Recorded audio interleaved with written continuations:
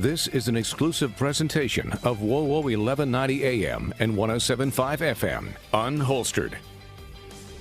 Hey, welcome back to Unholstered. My name is Kayla Blakesley. I am just one of your hosts here on Unholstered, and I'm sitting alongside my co-host, Sophia. Good morning, everyone. My name is Sophia Rosales-Scatina. I'm a captain with the Fort Wayne Police Department, and welcome back to Unholstered. I am so hyped for today's episode. But before we get to it, allow me to take a moment to remind you that you can listen to any previous episodes of Unholstered, because they're all good. Anywhere you download a podcast, just search for the Unholstered podcast. You can download, you can listen anytime, anywhere. But today, Sophia, it is all about body farms. And yes, like I said, I'm hyped about this topic because, this show is all about sharing and telling and talking about stories that just don't often get told when it comes to law enforcement, not only here in Indiana, but really across the country. And I feel like no one ever talks about body farms, and the training specifically that goes on at body farms. Right. And going on with that, I want to preface, people always say that, officers need more training and training and training and training. What they don't know is actually how much we get, where we get it, and the quality of the training that we do receive. So that this show is kind of predicated on that notion of just awesome training that our police officers go through to make this community safer, better, and more just. So I brought on someone. He's currently retired, but he was, I believe, one of our first officers to actually attend the body farm. And little side note, little gem of information, he was also one of my field training officers. Oh, so yeah, got the dirt. He's got the dirt. Yeah, and he's just, he now has a different job in retirement, but we're going to bring him back in studio to talk about that later. But I just wanted to give him a chance to introduce himself, and he's just a really good guy, so go ahead. Hi, I'm Christopher Meals. I was with the Fort Wayne Police Department for about 27 years. Prior to that, I worked over in Ohio as a law enforcement officer for 6.5 years before coming here, and I was lucky enough to get into the crime scene management division in January of 1995. 21 years of it. Wow, definitely a long time, 21 years. I cannot wait to hear how you got into training at a body farm or being even a part of that. But before we get into that, can one of you, Sophia and or Chris, define what a body farm is? I'll let Chris do that. I know I'll mess it up. Well, they really call it like an anthropology research center down there at the University of Tennessee, is the one I attended. But it's a study of human bodies after death and decomposition and maybe entomology and many other science studies they do down there and within this facility. What on earth led you to this career path? I always had an interest in crime scene. I liked photography. When I was in high school, I started photography classes, and I'm also law enforcement background. My father, my uncle, my cousin were all police officers, so it was just in the family, and I kind of knew that I was going to be a police officer. I didn't know about crime scene until later in the years. I had an opportunity to get to Fort Wayne on the police department as a lateral transfer in 1990, and then it was hard to get into crime scene, and I had this interest of fingerprinting and photography, and death itself to me is curious. I think a lot of people have that. It's interesting. Kayla. And so that's how I got my interest started, and I was lucky enough to get in and get the training. So you mentioned you went to the body farm in Tennessee. Does every state have a body farm or just a limited number of states? And if so, how many? No. In fact, the Tennessee was one of the first ones, I believe, in the country to be a body farm. There was a place out in California, if you wanted osteology, you wanted bones for osteology study. It was called a bone room, and you could purchase human remains, bones for study. But Dr. Bass, down at the University of Tennessee, needed a place to do research on decomposition and other things, as some of his investigations were leading him that direction to try to determine time after death. I think now there's 4 or 5 that do. But this one was established back, I think in 2001 was the actual National Forensic Academy was established for the research there for law enforcement. But I think it dates back to maybe 1981 is when they first got the first body donated to the body farm as such. Sophia, have you been to one? I have not been to one. I would so go to one in a heartbeat. Can I go with you? Yes, I just find this fascinating, because these people donate their bodies to science. They put them out, and they're decomping in different weather. So Tennessee has that up and down climate, kind of like us. Probably doesn't get as cold as we do here. But through the fall, through the summer, what does a body look like? So that helps us when we find a body. Unfortunately, when we do find them out in the elements, we can really determine a lot of things, like how long they've been there. There's whole things like on the entomology side, it's like what generation of fly and larva is there, because you can spot that generationally, so you can know, and then how long it takes for each segment of larva to become the fly, to become So it whatever. kind of helps you build that timeline. Right, then. and it's fascinating. I am not like a highly analytical person that does well in science and math, but man, this stuff fascinates me to the core. Yeah, as you can imagine, I have so many questions. First of all, you both use the word donating their bodies to science. Is this something that, I mean, how does one donate their body, or do families say, hey, I'd like to donate so-and-so's body? How does that work? I don't know the exact process of how that works. I do know that, like the Indiana University, they allow you to donate. And I know there's time frames involved. I don't know what the paper process is, but you'd have to make those arrangements prior to your death for IU. For the body farm, I believe they'll take any time shortly after death. It's any family member, contact them, and I'm sure there's a slew of forms to fill out. Sure. But then they can bring the body there to that facility to use it for whatever they'd like to, for whatever testing. It's kind of hard for me to wrap my mind around, because there's zero preservation of this body, right? Like you just said, Sophia, you're putting it out in the elements. I mean, you're talking about flies, but I'm also thinking about other animals that are in the element, wherever, whether that's a forest or the woods, or I don't know, what have you. So the bodies are just laying there fair game. I've never seen one, so I'm trying to paint this picture. And that's true. There's animal carnivore activity. At the body farm at the University of Tennessee, they have in the past laid bodies out and poured sand around it so they could see the footprints of the carnivores that are coming to visit it. And of course, they also now have the ability of cameras, so you can visually see what's coming and taking part in the body. But that's one of the studies they've done. Of course, they do entomology down there to help determine the time of death the time after death. And they also would do studies at different times of the year, because if it's a winter death and they want to see the decomposition through winter or through summer. Down there, Dr. Bass said anywhere from 10 to 14 days in direct sunlight during the hottest part of the year, you can be totally skeletonized within a matter of that time period of 10 to 14 days. Wow. And he was always trying to get a good set of bones to work with for his osteology students, but it was always hard. They tried to boil parts, they tried to scrape the bones and ligaments and tissue off, and it always damaged the bones. And they ended up finding out the best way to get a good set of bones was to let nature take its course, and that's the entomology. We'll clean a set of bones for you. Wow.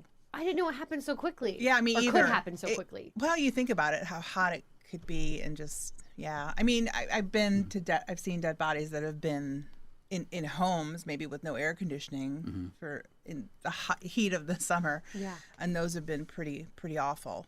So I could imagine what they'd be like actually in direct sunlight then with that. But I do want to ask, Chris, how long was your training there? It's a 10-week course. It's 40 hours a week. You stay there. The first 2 to 3 weeks is primarily in classroom as you start to learn about photography and evidence collection and preservation, and then you move into mock crime scenes then, and they start taking you outside, and they use abandoned homes, or we use cars, or they have a fire cell if you want to learn about fire deaths and how fire travels. They have all these things outside, so you start doing a lot more outside classroom the last 6-7 weeks. Yeah, so that's 10 weeks of training on top of what he already has to do to maintain his certification.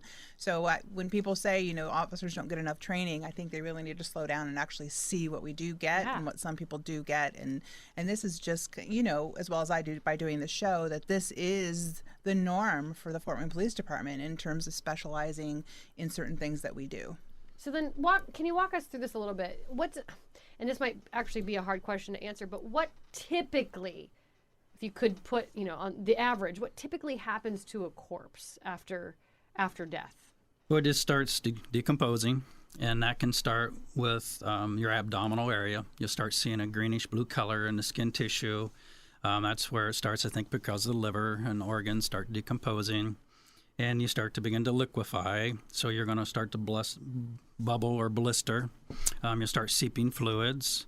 If you have ability for fly infestation, then that gets increased at a fast rate, and flies will start laying their eggs, and the maggots will then hatch and begin to eat the body for them to grow. So it just depends on your environment exactly, but you become a liquid state then at some point. Then you'll just be bones, and then many, many, many, many years, your bones will start to decompose.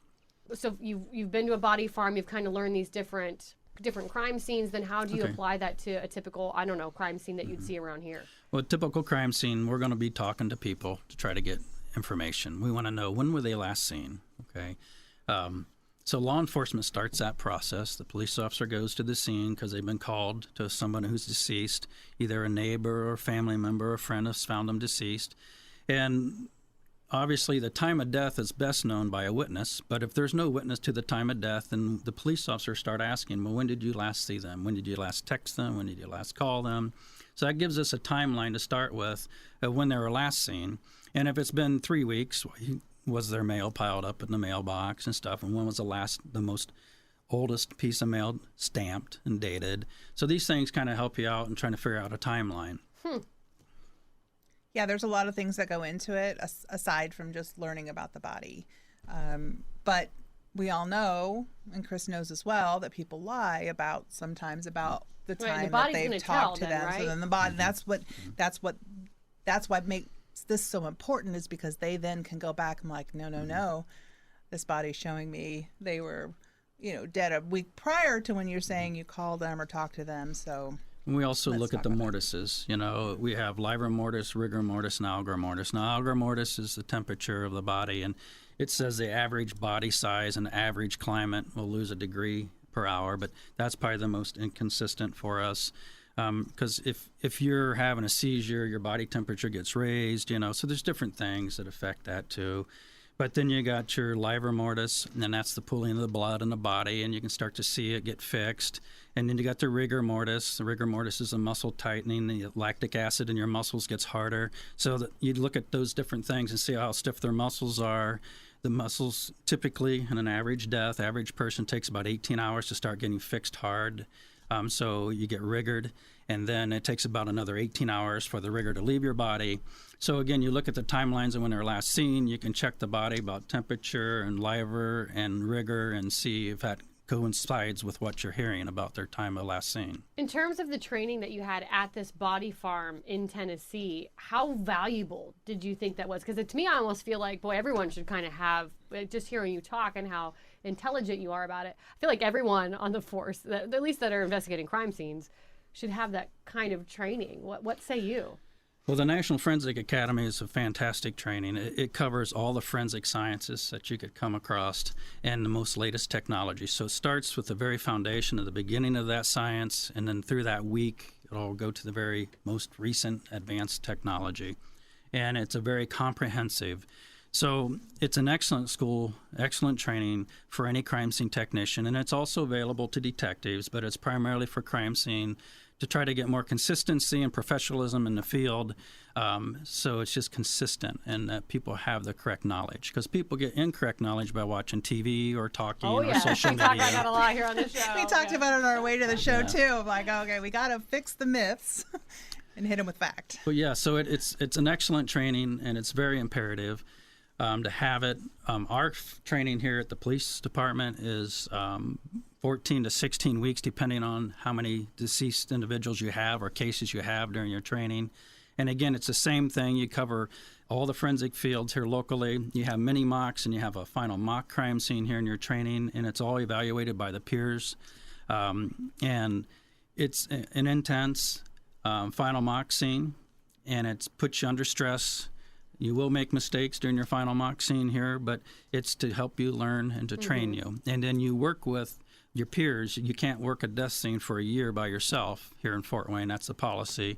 That way you're still learning and you're still getting training and you're not making a mistake that could cost an investigation. Yeah, and I will say this, that most of our crime scene people, when they retire, or even before they retire, become part of the coroner's office, and they assist on, the death investigations.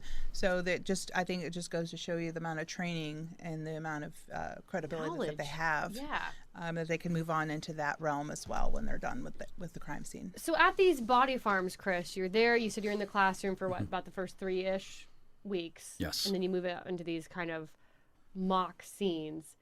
What was that like? I guess, okay, well, again, I'm trying to paint this picture of a body farm, and I feel like, bodies certainly aren't just scattered everywhere, are they? Or is that how it is? Pretty much. Okay. It started out with 1 or 2 acres, and then it's grown out to about 10 acres, I believe. It's fenced in. It's right behind the University Hospital of Tennessee. But at any rate, yeah, you go in. It depends on what they're wanting to study. And there's bodies, different places. There can be 20, 30 bodies within that 10 acres all the time.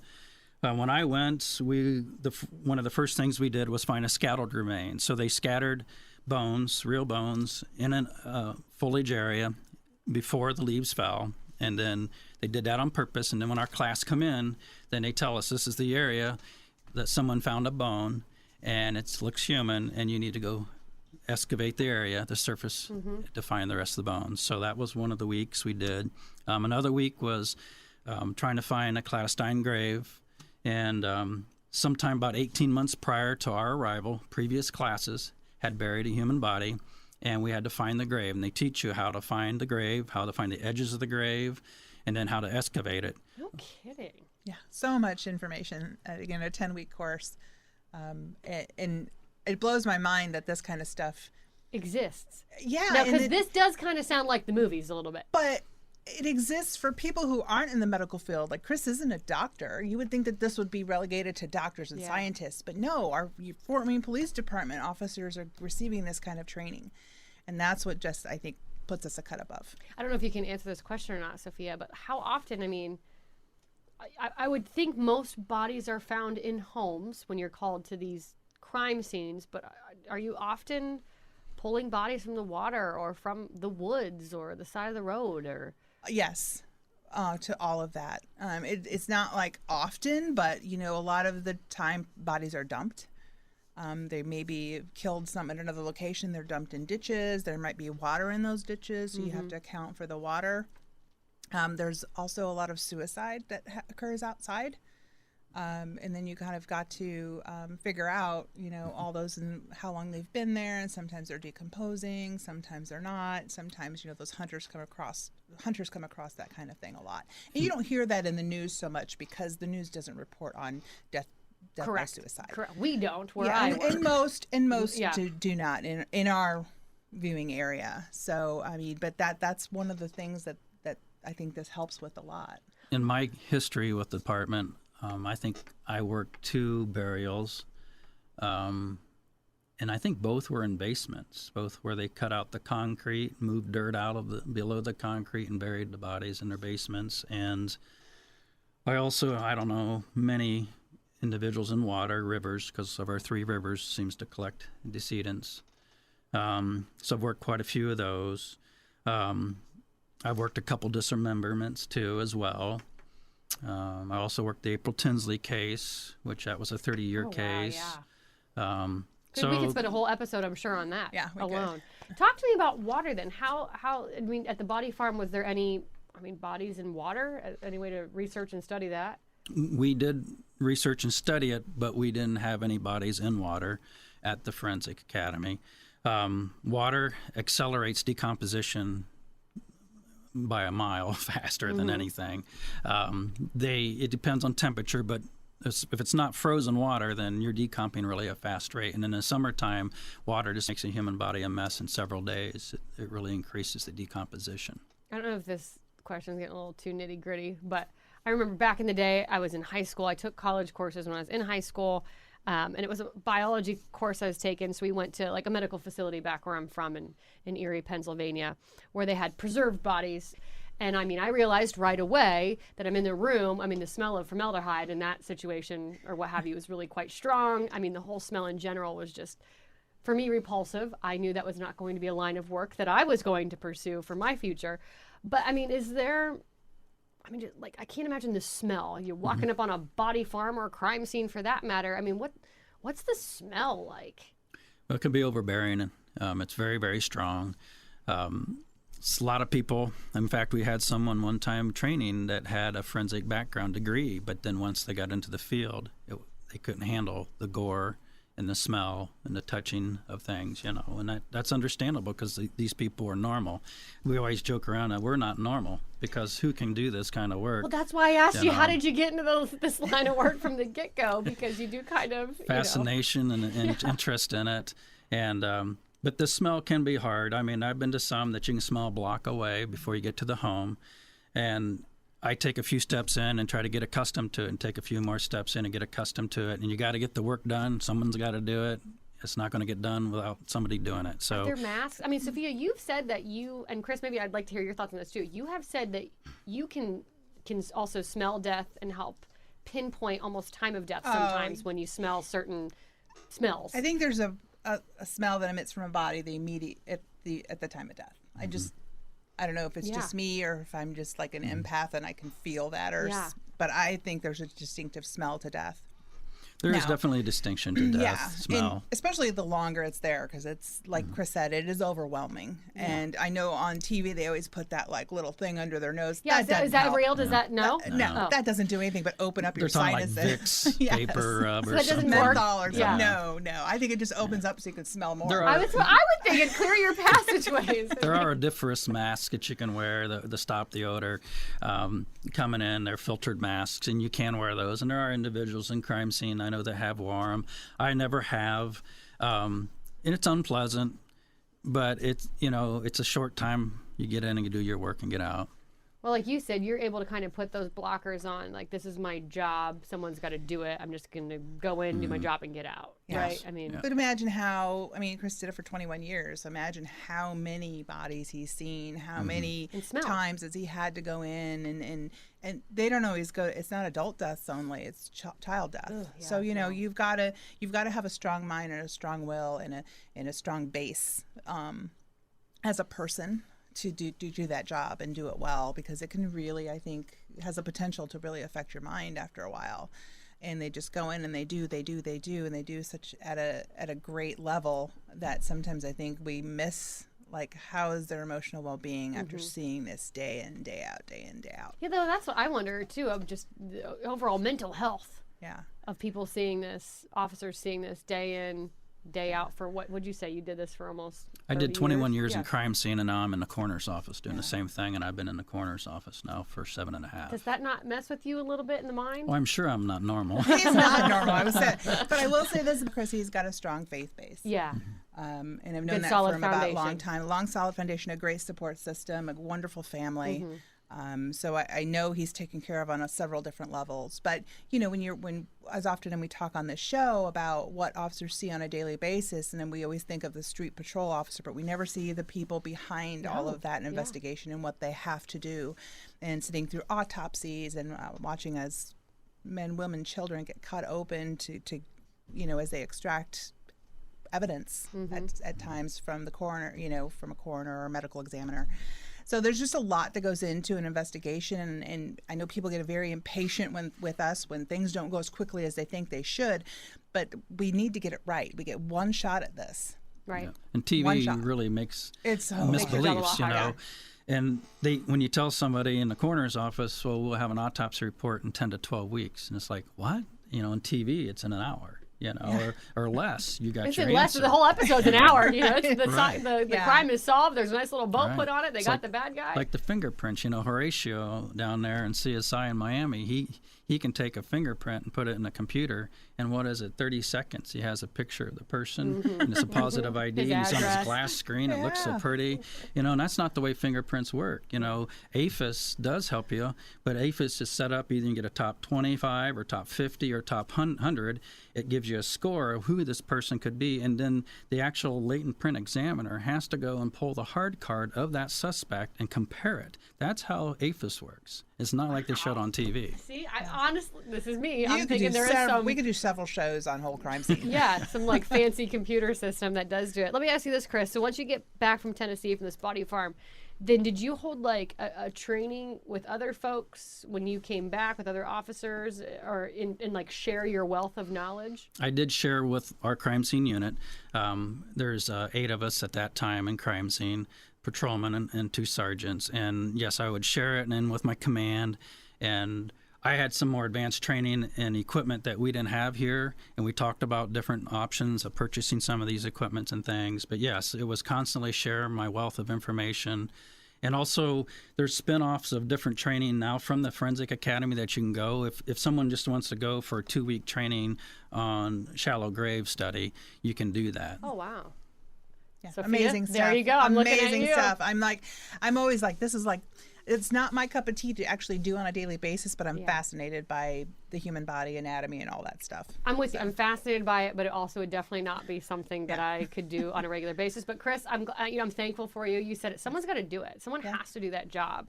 So I'm glad there are people like you out there that have the mental stamina to take it on and to do it day after day after day for over 20 plus years. Because I'm not that person. I couldn't do it. Me either. Well, Sophia, I think we bring Chris back and we talk about the coroner's office. Yes. Next weekend. Like usual, we're out of time. Chris, thank you for being here with us Thank you today. for having me. I think this episode would pair really well. We had on a guest a couple of months ago, Matt Toth, that they go in from like bio one and then clean up after the dead bodies in homes or what have you. So listen to that So one, listen and to then that listen one, to this and one. then listen to this one. They're both kind of in the same wheelhouse a little bit. If you do want to go fetch that episode or re-listen to any episode of Unholstered, just search for us anywhere you can download a podcast. You can listen anytime, anywhere via the Unholstered podcast. Your town, your team, your topics. This is Unholstered.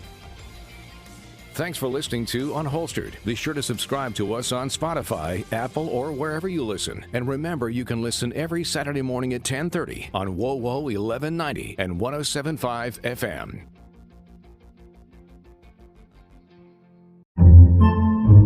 Podcasts by Federated Media.